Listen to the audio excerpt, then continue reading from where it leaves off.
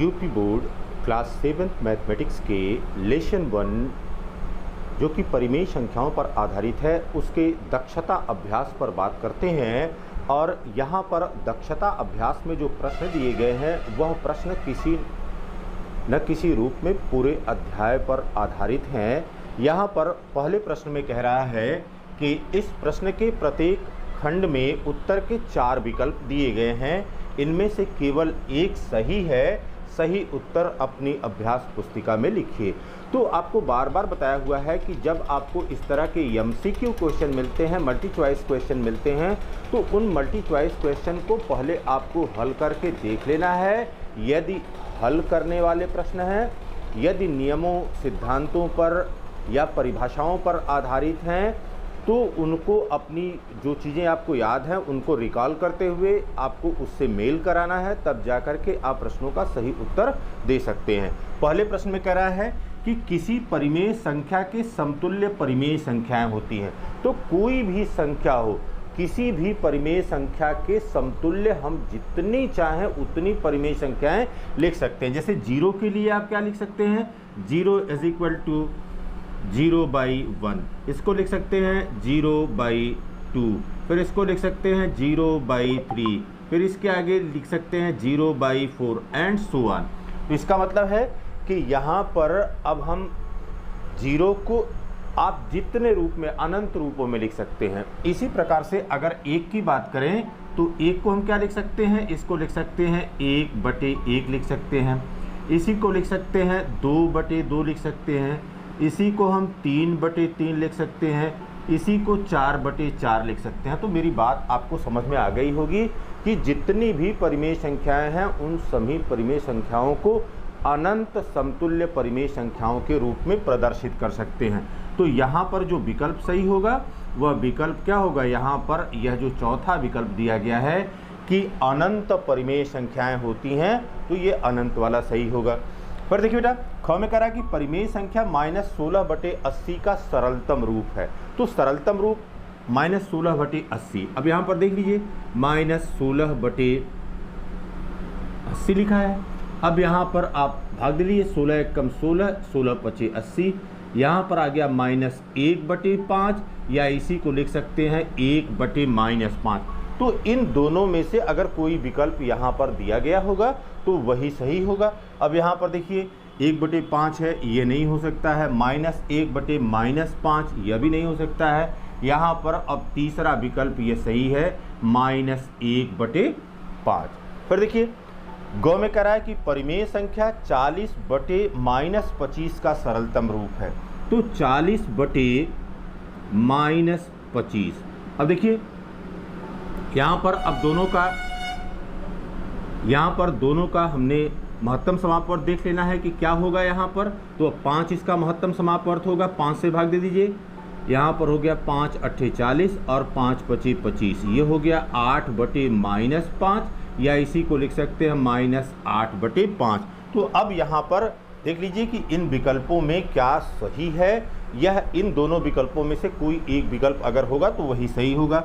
अब यहाँ पर देखिए यह -8/5 दिया गया है, तो यह दूसरा विकल्प यहाँ पर सही हो गया। ठीक है। अब फिर देखिए, 2 असमान परिमेय संख्याओं के बीच में परिमेय संख्याएं होती हैं। तो 2 असमान परिमेय संख्याओं के बीच में अनंत परिमेय संख्याएं होती हैं। चाहे आप 1 और 2 के बीच में लें, या आप 1/2 और 1/3 के बीच में लें, या 1/7 और 1/11, कुछ भी, या 11/23। इस तरह की जितनी भी परिमेय संख्याएं होंगी उन सभी परिमेय संख्याओं के बीच में अनंत परिमेय संख्याएं होंगी। तो नियमों को याद रखते हुए और सरलीकरण की जो प्रक्रिया है उस सरलीकरण की प्रक्रिया को याद रखते हुए तब जाकर के इस प्रकार के बहुविकल्पी प्रश्नों का उत्तर आप लिख सकते हैं। क्वेश्चन नंबर 2 में क्या कह रहा है, क्वेश्चन नंबर 2 में कह रहा है कि निम्नलिखित कथनों में सत्य और असत्य बताइए। कौन सा कथन या स्टेटमेंट यहाँ पर ट्रू है और कौन सा स्टेटमेंट यहाँ पर फॉल्स दिया गया है। तो यहाँ पर देखिए करा कि समान परिमेय संख्याओं के सरलतम रूप समान होते हैं। तो यदि समान परिमेय संख्याएं ली गई हैं तो उनका सरलतम रूप भी समान होता है। यह कथन किस प्रकार का कथन हो गया? यह एक सत्य कथन हो गया। फिर देखिए करा है कि -7 बटे -11 एक धन परिमेय संख्या है। तो -7 बटे -11 यहाँ पर देख लीजिए, -7 बटे -11, माइनस और माइनस कैंसिल हो गया, यह आ गया 7 बटे 11।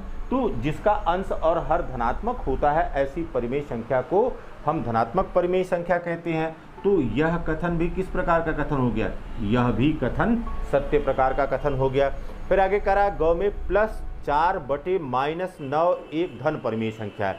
तो धन परिमेय संख्या के लिए अंश और हर के चिन्ह समान होने चाहिए। यहाँ पर देख रहे हैं कि अंश में प्लस है और यहाँ पर हर में माइनस है। तो यह क्या हो जाएगा? यह कथन गलत हो जाएगा क्योंकि अंश और हर में विपरीत प्रकार के चिन्ह हैं। फिर घ में कह रहा है कि 3 बटे -11 व -3 बटे 11 समान है। तो अब यहाँ पर देख लीजिए बेटा, -3 बटे 11 गुणे -1 से अंश और हर में गुणा कर दीजिए। तो यहाँ पर ये हो गया माइनस माइनस प्लस हो गया 3 बटे -11। तो इसका मतलब -3 बटे 11 यह किसके रूप में है? यह 3 बटे -11 के रूप में है। तो यह दोनों समान होंगे। यह कथन कैसा हो गया? यह कथन सत्य प्रकार का कथन हो गया। फिर कह रहा है कि 1/2, 2/4 व 3/6 एक ही परिमेय संख्याओं के विभिन्न रूप हैं। तो अब देख लीजिए 1/2, फिर दिया गया है 2/4, फिर दिया गया है 3/6। अब देख लीजिए 2 1 कम 2, 2 दूना 4, यह भी कितने के बराबर हो गया? 1/2 के। फिर 3 1 कम 3 और 3 दूना 6, यह बराबर भी किसके हो गया? 1/2 के। तो प्रत्येक दशा में हमको 1/2 ही मिल रहा है। इसका मतलब एक ही परिमेय संख्या के ये विभिन्न रूप हैं। यह कथन भी किस प्रकार का कथन हो गया? यह एक सत्य प्रकार का कथन हो गया। इसी प्रकार से -1 बटे -3, -2 बटे -6, -3 बटे -9। अब यहाँ पर देख लीजिए -1 बटे -3 है, फिर -2 बटे -6 है। अब यहाँ पर देख लीजिए 2 1 कम 2, 2 3 6, यह बराबर भी -1 बटे -3 आ गया। फिर -3 बटे -6, 3 1 कम 3 और 3 त्रिक यहाँ पर 9 है, 3 त्रिक 9, यह -1 बटे -3 हो गया। तो इसका मतलब है कि यह भी एक ही परिमेय संख्याओं के विभिन्न रूप हैं। तो यहाँ कह रहा है कि यह विभिन्न परिमेय संख्याएं हैं। तो विभिन्न परिमेय संख्याएं नहीं हैं बल्कि एक ही परिमेय संख्या है। तो यहाँ पर जो कथन हो गया वह कथन गलत हो गया, क्योंकि जो स्टेटमेंट कर रहा है कि विभिन्न परिमेय संख्याएं, तो विभिन्न परिमेय संख्याएं न होकर के यह एक ही परिमेय संख्याएं हैं। फिर देखिए -4 बटे -5 और 4 बटे 5 समान परिमेय संख्याएं हैं। तो समान परिमेय संख्याएं हैं। आप देख लीजिए यहाँ पर -4 बटे -5, माइनस माइनस कैंसिल हो गया, ये किसके बराबर हो गया? 4 बटे 5 के। तो इसका मतलब है कि यहाँ पर जो स्टेटमेंट दिया गया है यह स्टेटमेंट सही है, ये कथन सही है। फिर कह रहा है कि सभी पूर्णांक परिमेय संख्याएं होती हैं। तो आप जानते हैं कि सभी पूर्णांक जो है वह परिमेय संख्याएं होती हैं, सही कथन है। फिर सभी परिमेय संख्याएं पूर्णांक होती हैं, सभी परिमेय संख्याएं पूर्णांक होती हैं, यह कथन क्या है? यह कथन गलत है, क्योंकि सभी परिमेय संख्याएं पूर्णांक नहीं होती हैं। फिर देखिए 0/5 व 0/-3 समान परिमेय संख्याएं नहीं हैं। अब यहाँ पर देख लीजिए बेटा 0/5 यह बराबर 0 हो गया, 0/-3 यह बराबर भी 0, यह दोनों बराबर हैं, यह दोनों बराबर हैं। कराए यहाँ पर समान परिमेय संख्याएं नहीं है, इसलिए यह कथन क्या हो गया? यह कथन असत्य प्रकार का कथन हो गया। फिर दो असमान परिमेय संख्याओं के बीच में अनंत परिमेय संख्याएं होती हैं। तो इसके संबंध में कई बार चर्चा हो चुकी है कि अगर असमान परिमेय संख्याएं होंगी तो असमान परिमेय संख्याओं के बीच में अनंत परिमेय संख्याएं होती हैं।